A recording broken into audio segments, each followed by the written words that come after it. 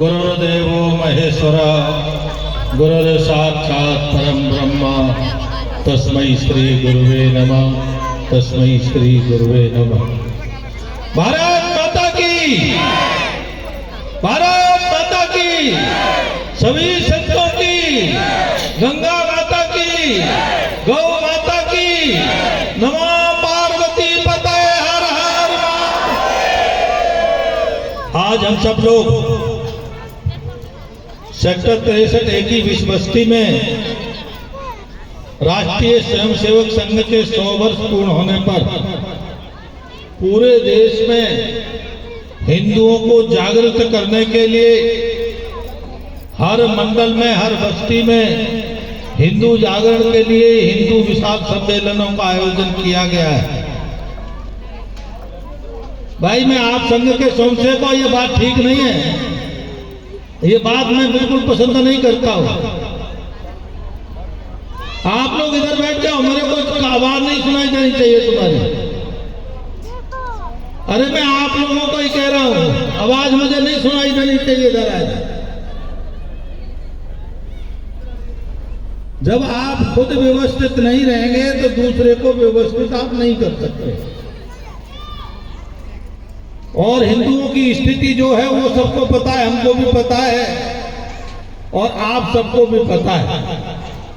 युद्ध लड़ने वाले 100 लोग होते हैं तो हजारों लोग युद्ध को देखने वाले होते हैं। यह हिंदू की आज से नहीं, प्राचीन काल से बनी आ रही है। लेकिन जो लोग कम से कम 2 लोग युद्ध लड़ रहे हैं, 5 लोग युद्ध लड़ रहे हैं, उनको तो कम से कम समझ में आना चाहिए कि हमारे सामने बड़ी बड़ी समस्याएं हैं।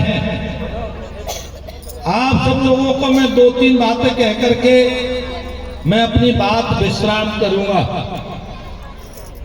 और वो मैं ये कहूंगा, मुझे अभी दूसरे कार्यक्रम में जाना है और उसमें भी पहुंचना है, जरूरी है। और पूरे देश में क्योंकि बस्ती के से, मंडल के से कार्यक्रम हो रहे, कार्यक्रमों की संख्या भी ज्यादा है, बोलने वालों की संख्या निश्चित है। इसके कारण से कई कई जगह भी जाना पड़ता है। हरिद्वार से आना हुआ आप सबके बीच में, मैं अपना सौभाग्य मानता हूं। ये भारत देश सामान्य देश नहीं है। यह भारत देश पूरे विश्व का शिरोमणि देश है। यह भारत देश पूरे विश्व के लिए आदर्श देश है। यह भारत देश पूरे विश्व में एकमात्र देश है जो वंदनीय है, अभिनंदनीय है। और इस भारत को ही हम भारत माता कहते हैं। भारत माता क्यों कहते हैं, यह बात समझने की बहुत जरूरत है।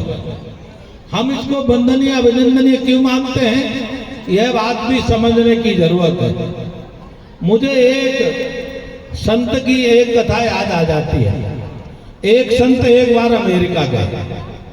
अमेरिका पहुंचने पर अमेरिका के लोगों ने उनसे पूछा, महाराज, सब हरिद्वार से, भारत से अनेकों संत जब अमेरिका आते हैं तो कुछ बातें सभी कहते हैं। उनमें से एक बात यह है कि सवै भूमि गोपाल की, पूरी सृष्टि भगवान की है, सब लोग कहते हैं। दूसरी बात कहते हैं, भगवान जर्रे जर्रे में है। कोई ऐसी जगह नहीं है जहां भगवान विराजमान नहीं है, भगवान का स्थान नहीं है। और बोले तीसरी बात ये कहते हैं कि भगवान यहाँ 24 अवतार लेता है और भारत में ही लेता है। मैंने कहा भारत वंदनीय है, अभिनंदनीय है। वो क्यों है कि भगवान 24 बार अवतार लेने के बाद केवल भारत भूमि पर ही अवतार लेता है।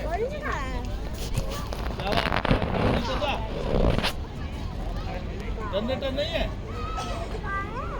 चल रहा है।